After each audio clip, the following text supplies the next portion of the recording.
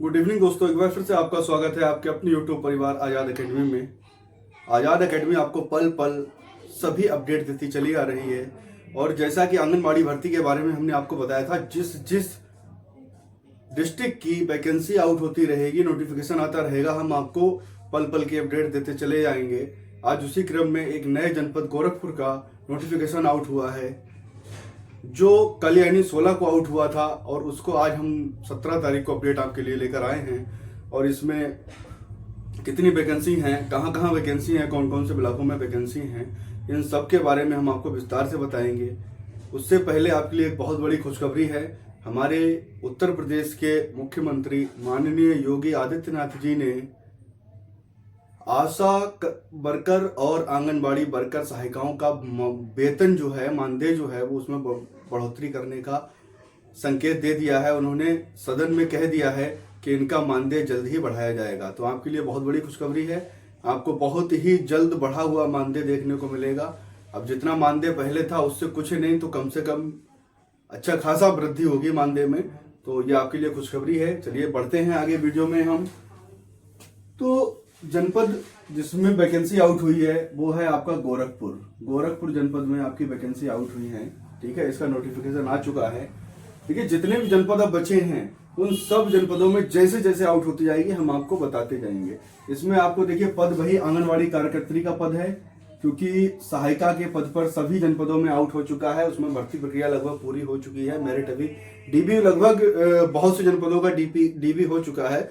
अभी merit list out होना शुरू नहीं हुई, कुछ जनपदों की आ भी गई होगी। ठीक है, लेकिन मतलब जो है वो तो एक अलग बात है। अब जो बात करते हैं आंगनबाड़ी कार्यकर्त्री, इसके जो पहले आउट हो चुके हैं विज्ञापन, उनमें तो प्रक्रिया चल रही है। अब बाकी जो है नए जनपदों में भी बराबर प्रक्रिया चलने की और अग्रसर है। तो बात हम करते हैं इसमें योग्यता क्या रहेगी। योग्यता इसकी वही है, कम से कम इंटरमीडिएट होना चाहिए और अधिक से अधिक परास्नातक होना चाहिए। मेरिट इंटर से लेकर परास्नातक तक की बनेगी। चयन आपका मेरिट के आधार पर होगा। ये मेरिट किसकी बनेगी, आपके 12th के नंबर जोड़े जाएंगे। बीए या बीएससी आपने कर रखा होगा, यानी स्नातक कर रखा होगा, उसके जोड़े जाएंगे। और प्लस परास्नातक यानी एमए या एमएससी अगर आपने कर रखा है, तो इन तीनों की मेरिट बनेगी। तो ये सीधी सी बात है, अगर केवल 12th करके आप डाल रहे हैं तो आपके चांस कम रहेंगे। अगर आपके सब पास परास्नातक की डिग्री है तो आपके चांसेस बढ़ जाएंगे। ठीक है, 18 से 35 वर्ष आपकी आयु रहेगी। कम से कम 18 होनी चाहिए, अधिक से अधिक 35 वर्ष। बाकी आरक्षण वर्ग को 5 वर्ष की नियमानुसार छूट भी दी जाएगी। मानदेय आपका जो है वो इसका 4500 आंगनबाड़ी कार्यकर्त्री का मानदेय होता है, 1500 आपको मोबाइल भत्ता मिलता है। इस तरह से कुल मिला के आपका पूरा 6000 रुपए आपको मानदेय मिलता है। अंतिम तिथि इसकी 8 मार्च 2026 है। 8 मार्च तक इसमें फॉर्म आप अप्लाई कर सकते हैं। 16 को इसका विज्ञापन जारी हुआ है, आज 17 फरवरी हुई है, तो अभी दिन भी अच्छे खासे हैं बचे हुए। कुल पद कम हैं, थोड़े 15 पद हैं, और कम इसलिए हैं क्योंकि जहां जहां वैकेंसियां खाली होंगी वहीं के नोटिफिकेशन आउट होता है। भाई जहां ऑलरेडी कार्यकर्त्री लगी हुई है, काम कर रही है, तो उसे तो नहीं हटाया जा सकता। जहां पद रिक्त हुए हैं वहां जो है आपके भर्तियां ये हो रही हैं। आपका देखिए जो नगर क्षेत्र है, शहर में आपके 9 वैकेंसी हैं, बांसगांव ब्लॉक में आपका 2 वैकेंसी है, गोला में आपकी 1 है, गगहा में आपकी 1 है, और पिपरौली में आपकी 2 वैकेंसी हैं। ठीक है, तो ये अगर आप इनमें से किसी भी ब्लॉक से संबंधित हैं, किसी भी ब्लॉक के रहने वाले हैं, बाकी और इसके बारे में आप जिला परियोजना कार्यालय या सीडीपीओ डीपीओ ऑफिस से आप पता कर सकते हैं कि कौन कौन से गांव में वैकेंसी निकली हुई है। बाकी कहीं नहीं जाने की जरूरत है, आप अपने गांव में देख लीजिए, आपके केंद्र पर आंगनबाड़ी कार्यकर्त्री कार्यरत है तो वैकेंसी नहीं होगी, कार्यरत नहीं है तो ऑफिशियली वैकेंसी होगी ही होगी।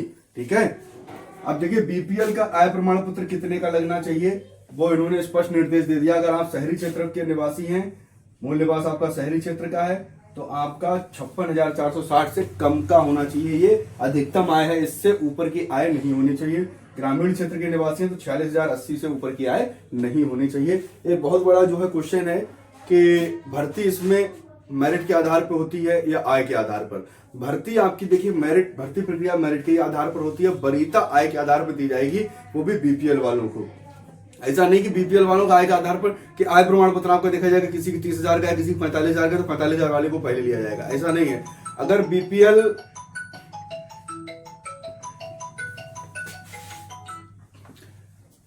तो बीपीएल देखा जाएगा, एपीएल देखा जाएगा। अगर बीपीएल में आप हैं तो 46,000 से कम का आपके पास आय प्रमाण पत्र होगा तो आपको वरीयता मिलेगी। अब वरीयता किसे किसे मिलेगी वो भी देख लीजिए। वरीयता आपकी मिलेगी एक तो बीपीएल में वही सबसे पहले विधवा को वरीयता मिलेगी, उसके बाद आपका तलाकशुदा आएगी, या परित्यक्ता है अगर उसे भी,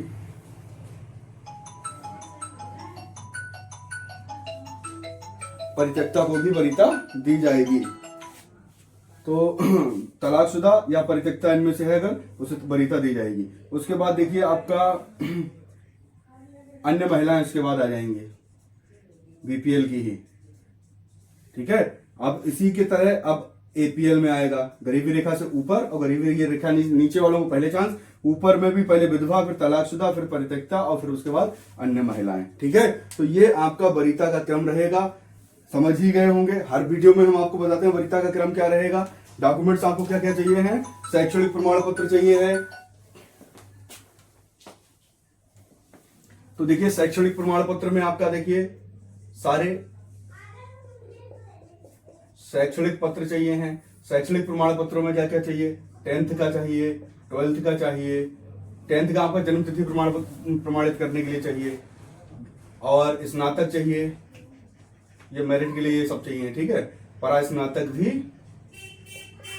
चाहिए होगा, ठीक है। उसके बाद आपका आय, निवास प्रमाण पत्र कंपलसरी है, और जाति, ये तीनों भी आपके चाहिए हैं। आय प्रमाण पत्र बीपीएल के लिए कंपलसरी है, अन्य अगर नहीं भी लगाते हैं तो भी कोई दिक्कत नहीं। निवास प्रमाण पत्र सबके लिए कंपलसरी, जाति ओबीसी एससी एसटी के लिए कंपलसरी है। इसके पहचान के रूप में आपको आधार कार्ड लग जाएगा या पैन कार्ड लग जाएगा।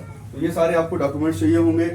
शैक्षणिक में आपको सारी मार्कशीटें, देखिए जन्म तिथि जो है आपकी वो केवल और केवल हाई स्कूल के अंक पत्र से ही मान्य होगी, और आपके आधार वाली मान्य नहीं होगी। आधार में कुछ भी पड़ी हो कोई फर्क नहीं, आपका हाई स्कूल का जो है वो आपका सर्टिफिकेट में जो भी जन्म तिथि पड़ी होगी वही मान्य की जाएगी। तो ये सारे के सारे हमने आपको बता दिए। शैक्षणिक क्या चाहिए हैं, ये क्या वरीयता कैसे मिलेगी। तो वरीयता वही है, बीपीएल को मिलेगी। अब बीपीएल में ये नहीं देखा जाएगा किसकी आय ज्यादा है किसकी कम है। बीपीएल है आप, बीपीएल की लिस्ट, बीपीएल होने के लिए आपका बीपीएल की लिस्ट में नाम होना चाहिए, और उसके अलावा जो हमने आय सीमा रखी है आय की, ठीक है, हमने नहीं है बल्कि नोटिफिकेशन में ही आउट कर दी है कि शहरी क्षेत्र में हमने तो केवल लिख दी है, यहाँ शहरी क्षेत्र में आपकी 56,460 से कम होनी चाहिए, ग्रामीण क्षेत्र में 46,080 से कम होनी चाहिए, तभी आप उसके लिए एलिजिबल होंगे। अन्यथा की स्थिति में बीपीएल में नहीं एपीएल में आप काउंट हो जाएंगे, ठीक है। तो यही सारी बातें हमने आपको बता दी। कोई भी दिक्कत है आप कमेंट करके पूछ सकते हैं। चलिए साथियों, आज के लिए इतना ही। बहुत बहुत धन्यवाद। मिलेंगे हम नई वीडियो में नई अपडेट के साथ।